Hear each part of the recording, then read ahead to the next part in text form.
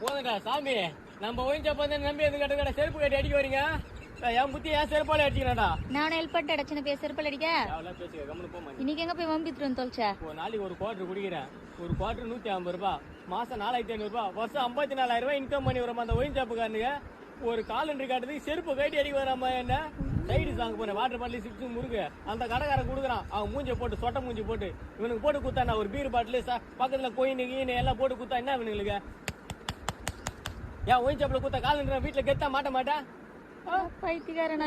கோடையில வெந்து போச்சு. எதுக்கு நான் போய் குடிக்கிறேன்? நம்ம ஒயின் ஷாப் நம்ம ஊர்ல நம்மள தினமே திறந்துக்கிறான். நம்ம போய் வாங்காட்ட அர்த்தூர்காரன் வந்து எப்படி வாங்குவான்னு சொல்லிட்டு நான் போய் இவனுக்கு இன்கம் வந்து எல்லாத்தையும் வசதி பண்ணி கொடுத்தா நீங்க குடிக்கார நான் வெளியே போறான்னு செருப்பு கட்டி அடிக்கிறாப்பாவா.